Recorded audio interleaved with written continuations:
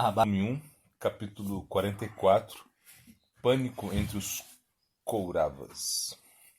Bhishma concluiu seu discurso.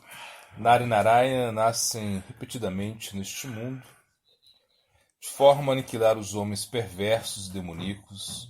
Disse-nos o rei Rishi Narada: ó filho, quando vires os dois na mesma quadriga, preparados para guerrearem, minhas palavras lembrar-te-ás. Pelo desejo de confrontá-los, ignoras tanto a virtude como o ganho. Não os enfrentes. Se postergares meu conselho, presenciarás o finar-se de teus guerreiros. Contudo, adicionou: parece que ouvirá somente os conselhos de 3 indivíduos. Karna, que é o filho de um Sutta, que foi imprecado por seu guru, o ardiloso Shakuni, e o teu mesquinho irmão do Shashana. Já enraivecera Karna no discurso de Arjuna. Agora estava completamente irado, colocando-se de pé, subitamente vociferou: é injusto falares de mim de tal maneira, ó avô. Sigo o código Kshatriya e não abandonarei a retidão. Por que sempre improperas minha pessoa? Tudo que desejo é o bem dos Kurus. Dado que os filhos de Dhritarashtra estão reinando honestamente o mundo, por que deveriam entregar o reinado àqueles que lhes são hostis? O serviço de Dhritarashtra em guerra hei de matar os Pandavas. Karna urrou, e então assentou-se. Bhishma olhou para ele com tristeza. Então, voltando-se para Dhritarashtra, disse: ó rei, conquanto este filho de um Sutta jate-se de seu poder, não é sequer 16 avos dos Pandavas.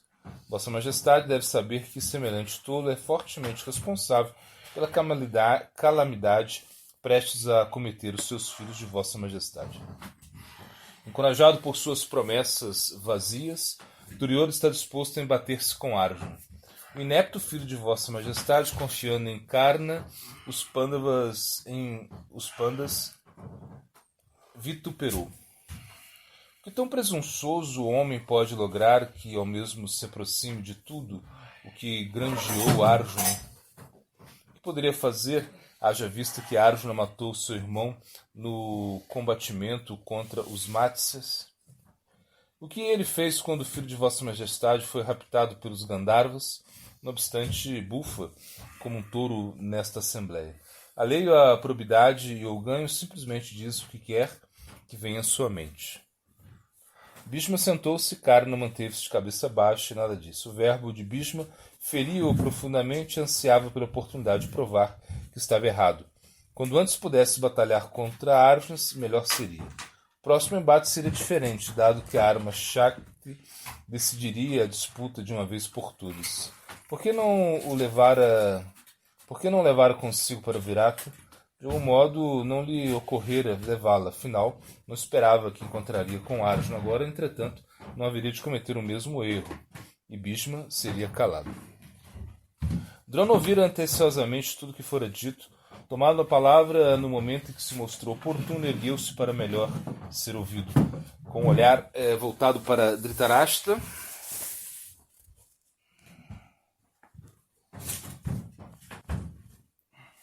o idoso preceptor marcial disse: Vossa Majestade deve atentar para as palavras de Bhishma e deve seguir o seu conselho, ó soberano.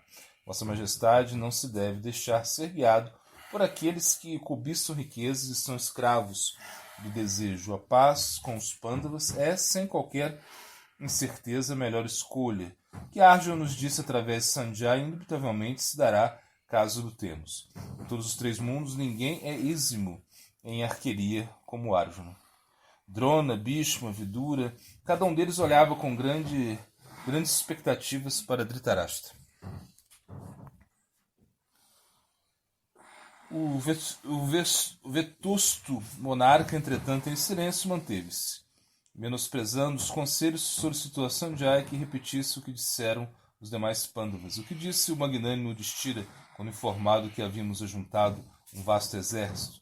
quem está buscando por seu comando e quem está tentando dissuadir da guerra? O que aquele virtuoso homem, injustiçado por meus perversos filhos, agora planeja? Sanjaya, que permanecera sentado enquanto os outros falavam, foi novamente para o centro da assembleia. Todos os Panchalas agora buscam por Yudhishthira e também os fazem os Matsyas e Kekayas. Todos os homens dessas linhagens, até o último pastor, então, estão prontos para obedecer a seus comandos. Trajando uma cota de malha, encontra-se sentado entre os seus capitães, exatamente como Indra em meio dos deuses. Relata-me mais sobre as forças de Yudhishthira. Descreve-me também, porque por obséquio, o exército de Drishtadyumna, o exército dos Somakas. Quando Sanjaya se recordou da visão daquelas tropas, atordoou-se e emudeceu. Suspirou profundamente, com sua mente tomada por medo, e desfaleceu repentinamente. Vidura disse, alto, Sanjaya, rememorando os poderes dos filhos do Kunti e suas tropas reunidas, perdeu o controle sobre seus sentidos e vê-se incapaz de proferir mesmo uma só palavra. Dhritarashtra pediu ao criado que espirrasse água contra a face de Sanjaya. A visão dos tigres entre os homens encheu-se de terror. Vidura iterou. Console-o com palavras confortantes, ó rei, deixemo-lo continuar sua missão, uma vez que sua mente esteja pacífica. Transcorridos alguns instantes, Sanjaya recobrou seus sentidos, acalmado por Dhritarashtra, bebeu um pouco de água e colocou-se novamente de pé, a fim de endereçar-se à Assembleia. Tais majestosos heróis, eu vi, ó grande rei, em formação militar e guarnecidos de armaduras. A uma alcateia de furiosos leões, eles assemelhavam-se. À sua frente estava o sempre honesto Yudhishthira, que jamais se aparta da retidão devido ao desejo ou temor. E ele está disposto a pelejar até mesmo contra os deuses, se necessário for. Ao seu lado encontra-se o terrível Bhimacena, cuja força iguala àquela de 10.000 elefantes. Ele, quem matou Rakshasas valendo-se unicamente de suas mãos. Bhima subjugou os imponentes Yakshas na montanha Gandhamandana e matou Kichaka e todos os seus seguidores. Então há o glorioso Arjuna, cujas glórias já foram descritas e que arde em fúria. Ele repetidamente arqueia o Gandiva e profere gritos de guerra. Ele satisfez o imortal Shiva em um duelo e recebeu as armas celestiais. Em seguida, os dois filhos de Madri, os poderosos gêmeos, estão prontos com suas medonhas armas em riste, respirando calorosa e pesadamente. Sanjaya falou acerca de todos os principais guerreiros ao lado dos Pandavas. Ele mencionou Shikandi, que de acordo com uma profecia estava destinado a matar Bhishma, Drishtadyumna, destinado a matar Drona. À medida que os muitos grandes heróis aliados contra os Kauravas eram nomeados, Duryodhana e Karna ridicularizavam-nos. Dhritarashtra, no entanto, mostrou-se apreensivo. Quando Sanjaya encerrou sua fala, o rei dirigiu-se à Assembleia. Ó Sanjaya, todos esses homens que nomeaste são guerreiros vigorosos e cheios de valentia, mas Bhima iguala a soma deles todos. É ele que mais me apavora, visto que diante dele somos como veados perante um tigre enfurecido e faminto. Ao longo de muitas noites dei comigo incapaz de dormir, imaginando o enfuriado Bhima correndo de encontro aos meus filhos com a sua massa em mãos. Não vejo ninguém em nosso exército, que possa rivalizar. Quando furente é um inimigo implacável, corta o campo de batalha como um tornado. Ele certamente findará a respiração de meus viciosos filhos. Vendo em disparada em direção a eles, hão de se encontrar com uma calamidade igual a se encontrar com o deus da morte, brandindo em seu cetro. Bhima rugirá entre os meus filhos como um leão adulto ruge contra um grupo de veados. Desde sua infância é inamistoso a Duryodhana e seus irmãos. Encontrando a oportunidade no campo de batalha, não hesitará em aniquilá-los todos. Ó Sanjaya, é apenas por a sorte que ele ainda não matou meus filhos pelas ofensas cometidas contra ele e seus irmãos. Dhritarashtra prosseguiu escrevendo a ameaça que Bhima representava a seus filhos. Suor escorria por sua face e ele apertava os próprios punhos conforme falava. O voto de Bhima de que mataria seus filhos era-lhe a maior fonte de ansiedade. Os reis e ministros no salão olhavam para ele como uma pena enquanto ele concluía seu discurso. O destino é certamente todo-poderoso, muito embora eu veja a inevitável morte dos meus filhos, não os dissuado de suas metas, porque todos eles almejam percorrer o caminho eterno. Nobre e celestial darão a sua vida na batalha e garantirão a sua fama perpétua sobre a terra. Talvez nossa única esperança agora repouse no apoio de nossos 3 sapientes heróis anciões, Bhishma, Drona e Kripa. Certamente o apoio e a afabilidade que lhes dedicamos hão de retribuir agora pelejando contra os Pandavas. Conquanto os filhos de Kunti, eles sejam tão queridos quanto os meus filhos, não evitarão o seu dever. Para um Kshatriya encontrar-se com a morte no cumprimento do dever é um evento meritório que conduz a gloriosas regiões de boa-aventurança. Parece-me, Sanjaya, que a sabedoria não destrói a aflição, mas sim a aflição destrói a sabedoria. A proporção que contemplo a iminente destruição dos Kurus, a angústia desnorteia-me os sentidos e confunde a minha mente. Não me é possível desfazer-me do apego por meus filhos, pelo reino, por minha esposa, por meus netos, por outras 1000 coisas, a despeito desse apego cego acarretar unicamente sofrimentos. Dhritarashtra suspirou, Bhishma e Vidura olhavam para ele em desesperança, embora possuísse completa consciência do que aconteceria se enfrentassem os Pandavas, não faria o necessário para evitar o confronto.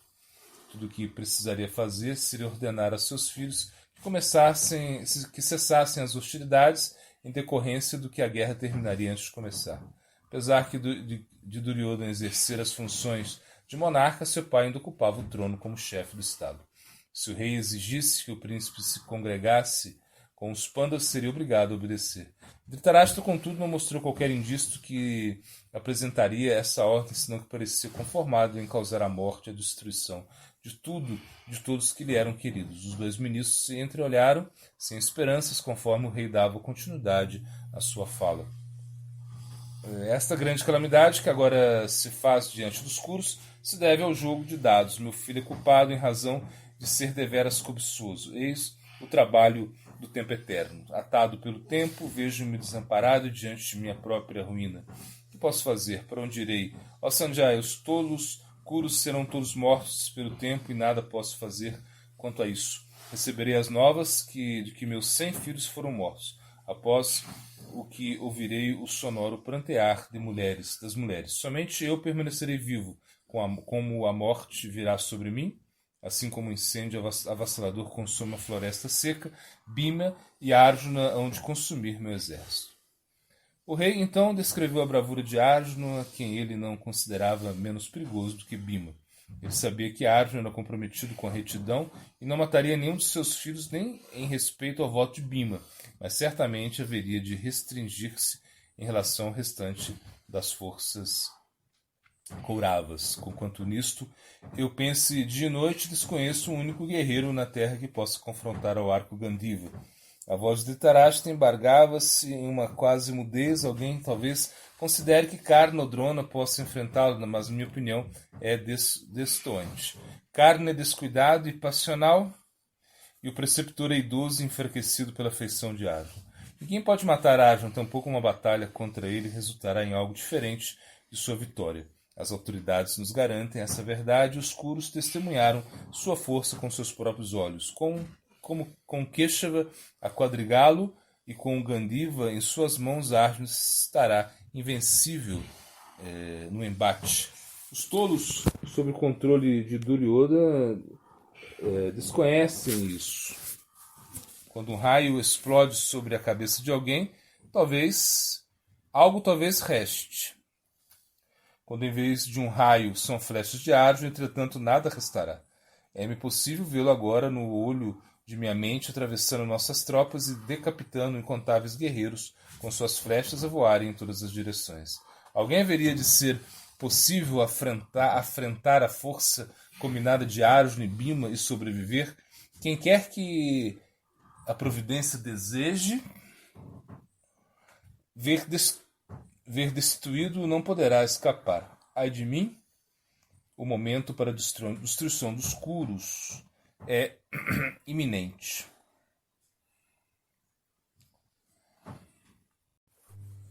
O Mahabharata, volume 1, capítulo 44, Pânico entre os Kurus. Dhritarashtra calou-se, e se seus filhos estavam destinados a afinarem-se, assim se daria. Talvez, no entanto, o destino ditaria outra realidade. Afinal, quem poderia haver previsto que os nobres Pandavas teriam de deixar seu reino e viver em exílio florestal? A vitória deles, por conseguinte, talvez não fosse tão certa. O rei, contudo, não se permitiu por muito tempo a esperança de ser vitorioso. Como os Pandavas poderiam ser vencidos enquanto apoiados pelo incomensurável Krishna? Chorando e suspirando repetidamente, Dhritarashtra disse: embora hajais falado-me acerca das poderosas forças dos Pandavas, existe alguém que os iguala e supera. Alguém que, devido a cujo descomunal poder, é capaz de, mediante seu desejo, colocar todos os mundos sob seu controle. Este alguém é Krishna, que parece haver centrado somente na vitória dos Pandavas. Parece inexistir esperança para os meus homens. Meu coração agita-se quando penso na ferócia de Yudhishthira, na destreza de Bhima, na força de Arjuna e dos gêmeos, que nos inconcebíveis poderes de Krishna. Que homem nécio e poderoso da morte, que homem nécio e desejoso da morte atirar-se-ia como uma mariposa no inextinguível fogo Pandava? Procedemos dolosamente em relação àqueles heróis, como resultado meus filhos terão de morrer. Ó Kurus, não guerreeis. Se o fizerdes, vossa dinastia aniquilada será. Busquemos a paz, o Yudhishthira não nos negará paz, sobretudo ao presenciar minha angústia. O rei se desfez em lágrimas, o restante da assembleia respondeu-lhe com silêncio. O que se poderia dizer? Dhritarashtra em momento algum mencionara restituir o reino ao Yudhishthira. Seu desejo por paz, destarte, era uma vazia esperança nascida do medo. Portanto, indisposto a pagar o preço pela paz, a guerra era certa. Sanjaya novamente se aproximou da assembleia de mãos juntas e disse: ó grande rei, tudo se dará precisamente segundo os dizeres de vossa majestade. Muito obviamente assolará os Kshatriyas, o arco Gandiva. Não é possível compreender como vossa majestade, que pode ver claramente essa verdade, ainda se permite ser controlado pelos filhos de vossa majestade. Não é o momento oportuno para dar espaço para a lamentação. Vossa majestade é a única causa deste revés. Vossa majestade negligenciou os Pandavas, que são como os próprios filhos de vossa majestade, e tratou-os asperamente. Sentado na arena do jogo de dados, vossa majestade perguntava como um infante: o que ganhamos? Veja agora o que ganhou vossa majestade, e ria, como riu então, ó rei. Agora terá a vossa majestade de enfrentar os vingativos Pandavas e seu amigo, o senhor de todos os seres, Krishna. Os Kauravas estão prestes a naufragar como uma embarcação esburacada em um oceano sem costa. A esperança da vitória de vossa majestade nasce unicamente da loucura. Quem quer que menospreze os Pandavas encontrará-se com a destruição. Não é apropriado a vossa majestade agora se lamentar ao Bharata. Ampla oportunidade teve vossa majestade para impedir essa calamidade, mas vossa majestade repetidamente ignorou todos os bons conselhos. A lamentação de vossa majestade é inútil, ó maior entre os reis. Sanjaya retornou ao seu assento aos pés dos reis e ministros. Dhritarashtra balançava sua cabeça, enquanto lágrimas escorriam por sua face e penetravam sua barba. Duryodhana começou a temer a possibilidade do rei decidir ceder aos Pandavas. Levantando-se subitamente, ele disse: não há razão para temores, ó grande monarca. Vossa majestade não precisa angustiar-se por nós, dado sermos hábeis o bastante para vencermos a batalha. Quando chegou ao meu conhecimento que o Yudhishthira reunira uma força militar que carregava consigo a intenção de um confronto, busquei por Bhishma, Drona e Kripa, requestei o conselho deles, indagando se julgavam atinado render-nos ou pelejarmos. A vitória por nenhum meio era certa. Cada um deles nos assegurou: nenhum inimigo, Vossa Alteza Real, deve recear que venha qualquer guerreiro hostil e refrearemos seu orgulho com nossas flechas afiadas. Ninguém nos pode derrotar em batalha. Declarando a lealdade a Vossa Majestade, o rei, transmitiram-me confiança e tenho fé em suas palavras. Bhishma sozinho submeteu ao seu poder todos os reis do mundo em casse. Então esse herói subjugou o invencível guerreiro sábio Parashurama. Como poderiam derrotá-lo os Pandavas? Que poder possuem eles? Não dispõem do seu reino, tampouco de suas riquezas.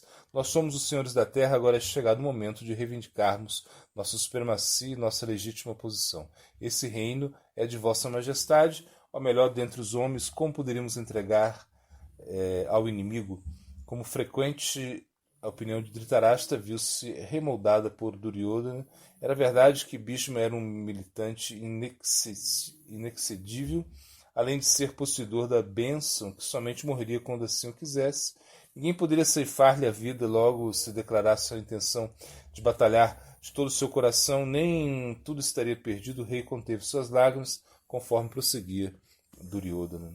Por que está tomado de horror após haver meramente ouvido a descrição do adversário? Vossa Majestade deve considerar nosso exército, cujo tamanho é quase o dobro das forças inimigas. Com efeito, sequer Indra poderia derrotar nossas tropas. Ademais, o Yudhishthira pedir por apenas 5 vilas evidencia que se sente acovardado ante o ameaço do nosso poder.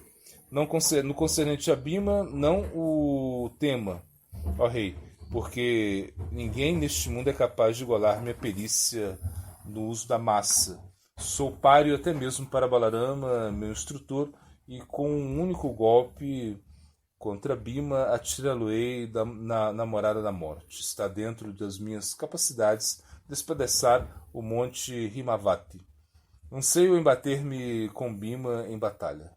Duryodhana franziu a frente em raiva ao pensar em Bhima. Ele solicitara aos artesãos palacianos que criassem uma réplica de ferro de Bhima, contra o qual o corava diariamente e desfechava golpes com sua massa. Contudo, logo teria oportunidade de fazer com o Bhima real. No ateniente a Arjuna, que possibilidade existe de sucesso para ele em batalha contra Bhishma, Drona, Kripa, Ashvatthama, Shalya, Burishvara, Jadrata simultaneamente? Até mesmo Drona sozinho é alguém que mais do que suficiente para presenteá-lo com a derrota. Nascido do imortal Rishi Bharadwaja, ninguém pode sequer olhar para Drona quando está empolgado no batalhar. Então a Kripa, nascido de um predominante Rishi. Nenhum homem ou Deus pode tirar-lhe a vida. Ainda há a Karna, que considera igual a Bhishma, Drona e Kripa combinados. Até mesmo Indra foi até ele e, devido ao medo, mendigou sua armadura natural. Este senhor dos deuses obsequiou Karna como arma infalível, a qual certamente fará Arjuna se encontrar com o fim da sua vida. Duryodhana prosseguiu economiando suas forças e escarnecendo aos Pandavas.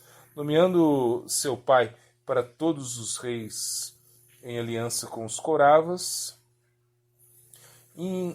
insuflou-lhe confiança e não existia qualquer chance de os Pandavas vencerem a guerra, motivo pelo qual Dhritarashtra podia despreocupar-se.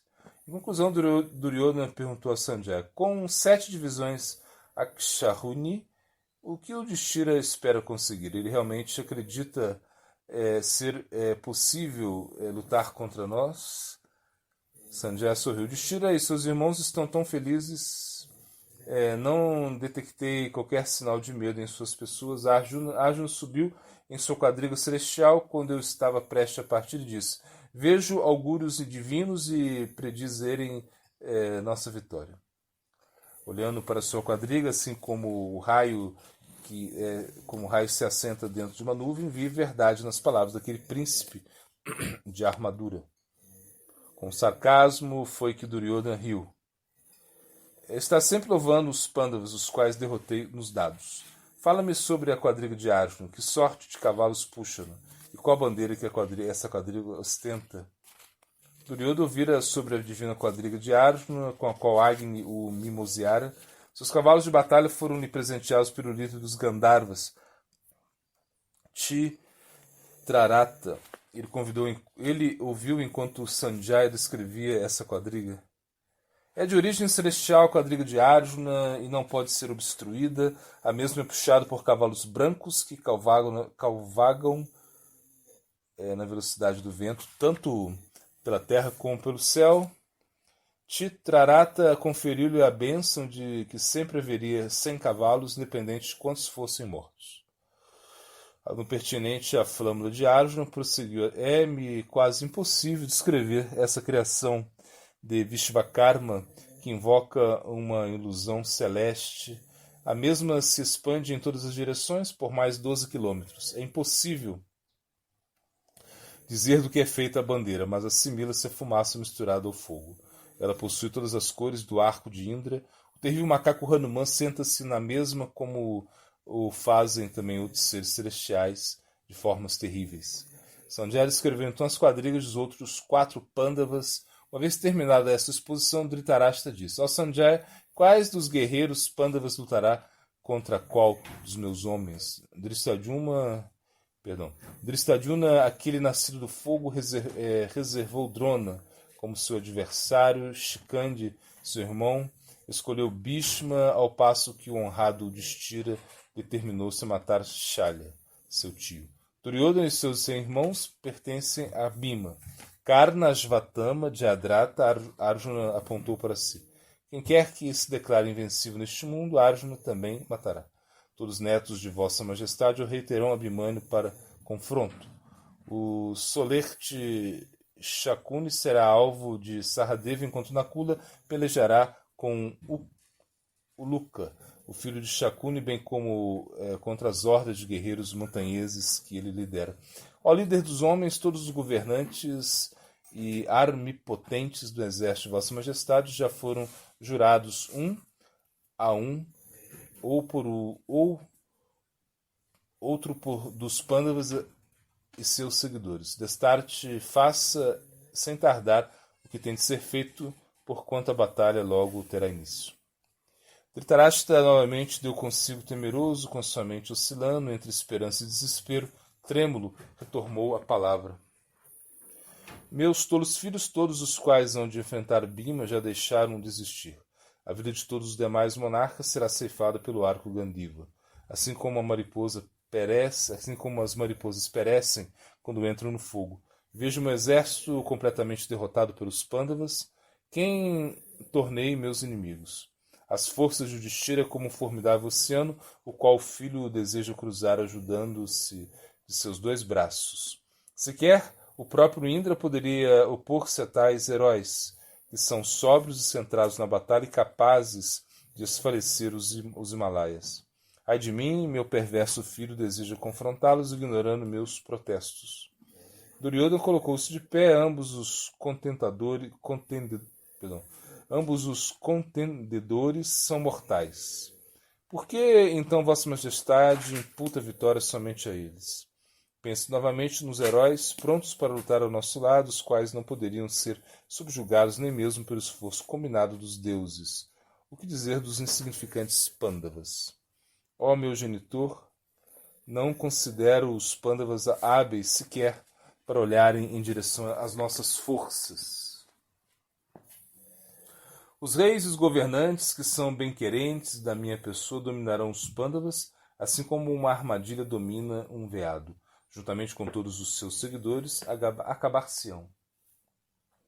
Dhritarashtra balançava a cabeça, sentado em seu trono. Sua inteligência dizia-lhe que os Pandavas auxiliados por Krishna eram invencíveis, mas seu coração era cativo do forte apego por seus filhos. Sua voz embargada ecoou pelo salão. Vê, Sanjaya, como meu filho profere palavras incoerentes. Como faria alguém delirante? Como ser-lhe-ia possível ocasionar a derrota de Yudhishthira em batalha? Certamente Bhishma sabe a verdade acerca da força dos Pandavas. Haja vista que não deseja lutar contra eles. Fala-nos mais uma vez sobre o poder e destreza que possuem, Sanjaya. Que não tenhamos incertezas no ateniente ao perigo que, neste momento, faz-nos real. Entre as forças Pandavas, Drishtadyumna constantemente incita-os. Ele disse: Parte Sanjaya e informa aos Kauravas que sua aniquilação é iminente. Diz-lhes que o único meio para impedirem essa calamidade é o envio de um homem cândido e honesto ao Yudhishthira para devolver-lhe o reino. Não permitais que Arjuna fleche o fogo fúnebre de sua fúria contra os Kurus. Dado ser protegido pelos deuses no céu e pelo próprio Deus Supremo, Arjuna não pode ser morto, ó Kurus, sequer cogiteis enfrentá-lo. Dhritarashtra cobriu sua face e chorou. Ó Duryodhana, meu filho, disse em meio aos gemidos do seu prantear soluçado: desvia tua mente de guerra, metade deste imenso reino é mais do que suficiente para ti e teus ministros. Restitui aos Pandavas aquilo que lhe é legítimo. Todos os anciões Kurus veem isso como o único caminho virtuoso, e tu deves aceitar isso, meu filho. Excetuada a tua pessoa e aquela do mesquinho filho de um Suta, não acredito haver ninguém aqui em favor da guerra. Guiado por Karna, do Shashana Shakuni, trilhas o caminho para a derradeira ruína. Recobra a tua razão, querido filho, e não permitas desviar-te por más orientações. As palavras de Dhritarashtra não carregavam qualquer autoridade, seu choro melancólico não foi aceito sinceramente por ninguém presente na Assembleia. Era evidente que abdicara do seu poder em prol de Duryodhana e, em última instância, ajustar-se-ia a toda a decisão do príncipe. Quando Dhritarashtra concluiu sua fala, Duryodhana manteve-se de pé, lançando sobre a Assembleia olhares provocadores. Ele apresentou claramente sua decisão: não dependo de nenhum destes combatentes, nossos aliados. Eu e Karna poderemos sozinhos realizar o sacrifício da guerra com o Yudhishthira como o animal sacrificatório. Minha quadriga será a plataforma sacrificial e minhas armas a parafernália. Minhas setas farão a vez da grama kusha, enquanto minha disseminada fama substituirá a manteiga clarificada. Precedemos com o sacrifício em honra ao Deus da morte, e voltaremos coroados com a auréola da glória. Que a guerra tenha início, ou reinarei o vasto planeta Terra após haver ceifado a vida dos pandas, ou desfrutarão eles do reino após minha vida haverem ceifado. Duryodhana passou seu discurso a fim de valorizar suas palavras. Sua voz, envolta em grande orgulho e arrogância, reverberava pelo salão da Assembleia. Posso sacrificar a minha vida, minha riqueza, meu reino, meu tudo, ó rei, mas jamais poderei viver em paz com os Pandavas. Não lhe cederei sequer a terra suficiente para ficarem à ponta de uma agulha. Mahabharata, volume 1, capítulo 44, Pânico entre os Kurus. O salão permaneceu em silêncio depois que Duryodhana acomodara-se em seu trono. Bhishma e Vidura se entreolharam. As palavras de Duryodhana não lhes foram surpreendentes. O que poderiam dizer em resposta? Somente Dhritarashtra poderia deter seu filho e ele não o faria, malgrado suas exorações lastimáveis. Uma vez que prosseguia sem dar qualquer ordem firme em relação à restituição do reino dos Pandavas, e tampouco ordenava que alguém repressasse Duryodhana. Era claro que o destino decretara a guerra. Dhritarashtra quebrou o silêncio. Lamento por todos vós, governantes, a seguirem esse tolo para a morada da morte. Execro para sempre Duryodhana. Logo os Pandavas hão de sobrepor nossas forças como fariam tigres com veados. Meu exército cairá como uma indefesa mulher golpeado por um homem sem escrúpulos. Ao virem com os seus olhos assustados os Pandavas a aproximarem-se como montanhas, a se moverem, de minhas palavras lembrar-vos-ei. Ó meus filhos, se não aceitarem a paz agora, encontrar-se-ão com a paz eterna quando atingidos pela massa de Bhima. Duryodhana olhou para Karna e do Shashana. Seu pai talvez estivesse aterrorizado ante o prospecto da batalha, mas ele mal podia esperar. Sozinho ou assistido pelas tropas inspiradas pelos Dânavas, estava pronto. Nenhum outro curso era possível. Dhritarashtra solicitou a Sanjaya que ele repetisse o que Krishna dissera, o que Sanjaya fez. Após haver transmitido as palavras de Krishna, escreveu outro encontro que se dera entre ele, Krishna e Arjuna. Fui invitado a vê-los nas acomodações de Arjuna. Com minha mente fixa em objetos sagrados, entrei no mais recôndito recinto do palácio, com minha cabeça baixa e minhas mãos unidas em gesto de oração. Aquelas duas grandes almas, entretanto, descontraíram-me. Eles estavam sentados juntos em uma cama de ouro incrustada de pedras preciosas. Os pés de Krishna repousavam no colo de Arjuna e os pés de Arjuna no colo de Krishna. Draupadi e Satyabhama encontravam-se sentadas próximo, brilhando como um par de luas. Arjuna apontou para um assento, o qual toquei com minha mão antes de sentar-me no chão, próximo a ele. Krishna e Arjuna ergueram-se do seu assento como duas árvores de sal. Vendo os heróis de tez escura acima de mim, vi-me tomado de medo. Eles eram como Indra e Vishnu juntos. Naquele momento compreendi verdadeiramente de quem os tem ao seu lado jamais poderá ser derrotado. Sanjaya fechou seus olhos conforme rememorava a visão. Calou-se por alguns instantes após que continuou em voz branda. Depois de me haverem deixado à vontade, de me haverem oferecido alimentos e bebidas, coloquei diante de meu rosto minhas mãos unidas em respeito e disse-lhes acerca do objeto de paz de Vossa Majestade. Ó Rei, Arjuna nesse momento solicitou a Krishna que respondesse apropriadamente, instante no qual o líder de Yadava falou. Suas palavras eram encantadoras e suaves, mas o que transmitiram era terrível.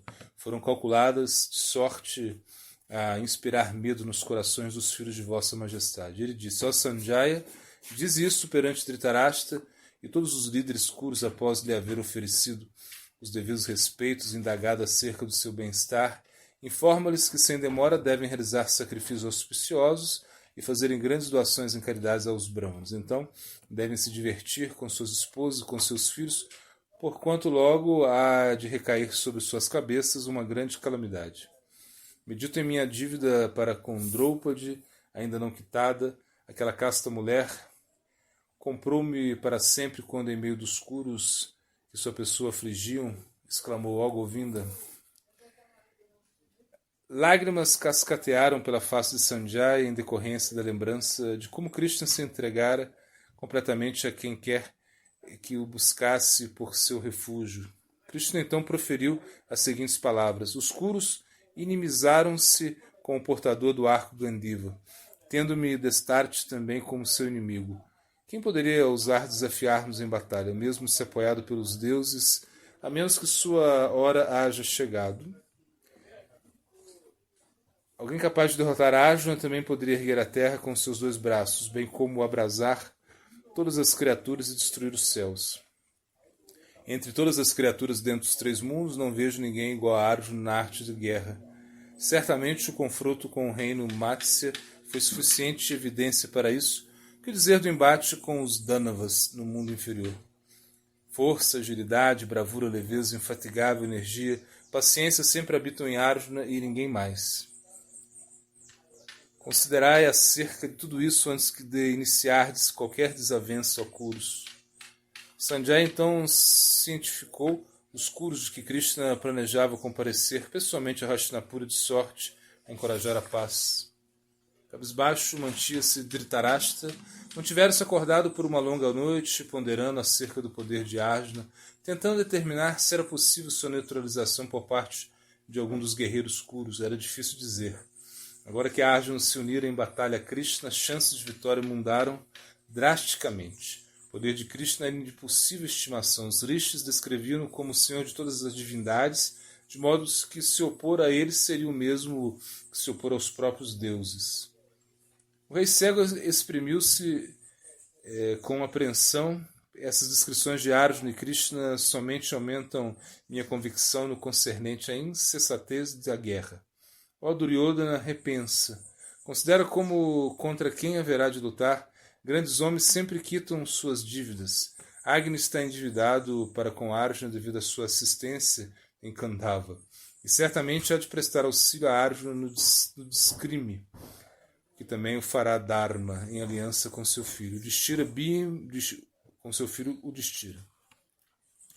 Bhima é filho de Vayu, os gêmeos filhos dos deuses Ashvini. Deste modo, parece que estaremos diante de uma força tanto humana quanto divina. Não me é possível ver como poderemos triunfar. Filho, apazigua-te com os Pândavas. Se assim não procederes, o fim dos Kurus se fará realidade. Duryodhana estava no limite de sua paciência, toda aquela angústia era-lhe demais. O príncipe levantou subitamente, impulsionado pelo furor. Ó melhor dos reis, por que Vossa Majestade continuamente nobilita os Pândavas? Eles são mortais como o restante de nós. Como os deuses virão em sua assistência? Os deuses jamais são impelidos por emoções baixas.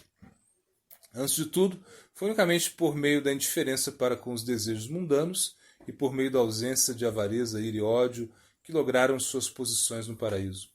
Eles não se envolverão em triviais pelejas humanas baseadas em apegos emocionais. Se assim não fosse, qual a explicação para todo o sofrimento a que se submeteram os Pândavas? Contudo, mesmo se os deuses tomarem o seu partido, embora possa haver alguma ameaça nisso, uma vez que me igualado a qualquer um, uma vez que eu me igualei a qualquer um deles,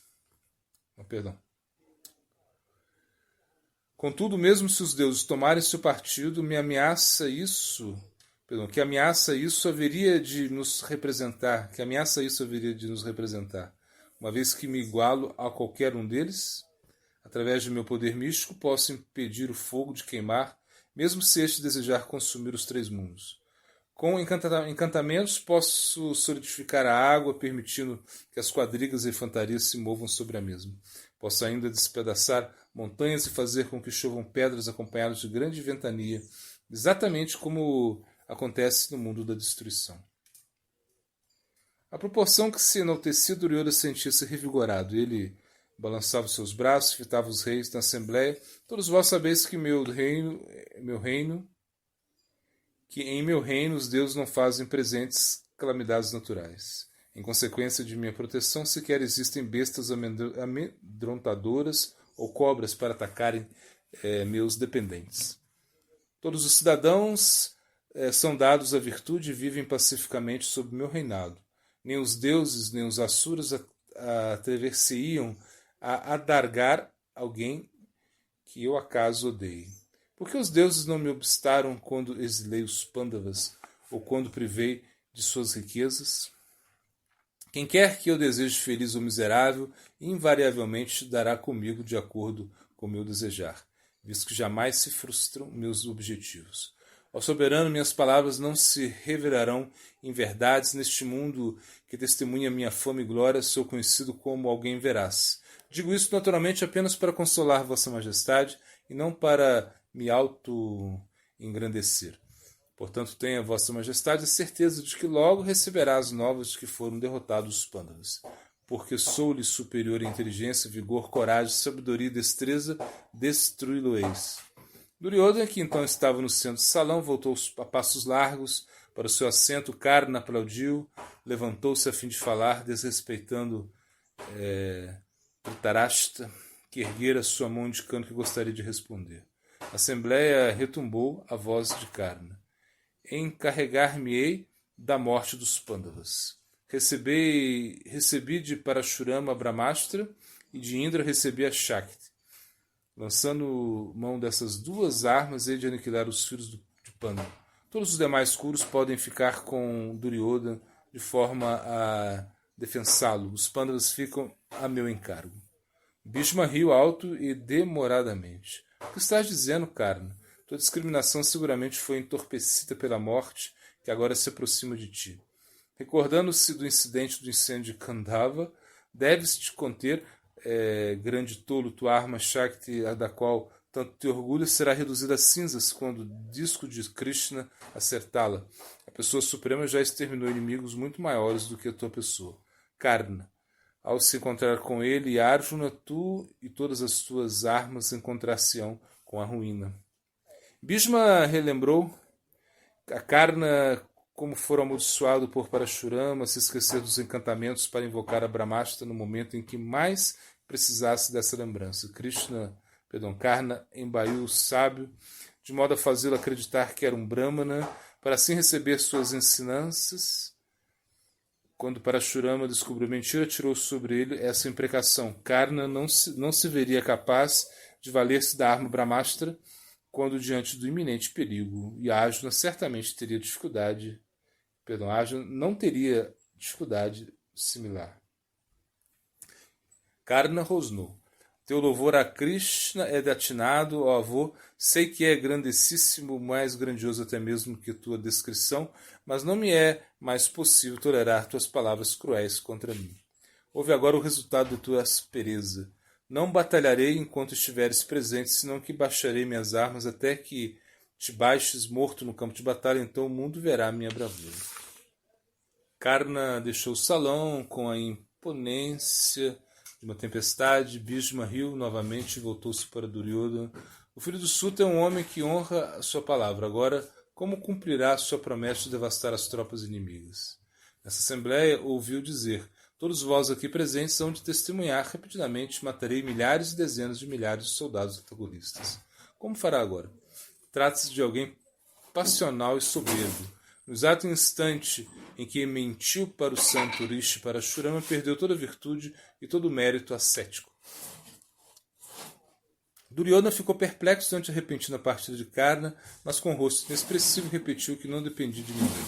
Quer com os préstimos de Karna, quer com os mesmos, combateria os Pândavas e triunfaria. Quando o príncipe finalmente descontinuou seu jactar-se, Vidura levantou-se do seu assento e começou a contar uma história. Existiu uma certa vez um caçador que armou uma rede na floresta a fim de capturar aves. 2 grandes aves foram presas pela rede, mas voaram para o céu, levando a rede consigo. O caçador viu isso e correu atrás delas. Conforme corria, um asceta o viu e disse: como é estranho que alguém que se move sobre a superfície acoste aqueles que podem voar. O caçador respondeu: aquelas aves unidas foram capazes de levar minha rede, mas cairão quando briguem. Como esperado, logo as 2 aves começaram a brigar entre si, em decorrência de que caíram do solo onde foram pegas pelo caçador e mortas. Da mesma forma, irmãos, quando se desentendem, são muito em breve subjugados pela morte. Ao Duryodhana, primos são como irmãos, logo devem desfrutar a vida juntos, comendo e se divertindo, mas jamais rivalizando-se. Vidura confirmou o que já fora dito em relação ao poder dos Pândavas, tentando dissuadir Duryodhana da guerra. O príncipe nada disse, já era de seu conhecimento a opinião de Vidura, quem obviamente favorecia os Pândavas. Está claro que aqui a Assembleia nada mais tinha a dizer. Sanjaya entregara as mensagens dos Pândavas e os Kurus responderam. Os patéticos apelos de Dhritarashtra por paz eram inúteis sem restituição sequer de uma parte do reino de Yudhishthira. Nem mesmo uma só vez ele indicou estar disposto a fazê-lo. Por conseguinte, a menos que Krishna pudesse mudar a mentalidade, a sua mentalidade, a guerra aconteceria. Um a um, os reis ministros deixaram o salão. Por fim, Dhritarashtra sentou-se sozinho com Sanjaya. Depois de ouvir opiniões de todos expressas publicamente, o rei desejou ouvir a opinião do seu secretário. Ele acreditava haver alguma chance de vitória para os Kurus. Sanjaya vira a força militar dos 2 grupos beligerantes em razão de que podia determinar suas respectivas forças. Muito embora Sanjaya já houvesse declarado que havia pouca esperança para os Kurus, na guerra o rei esperava que privadamente forneceria algum segredo que os permitiriam vencer.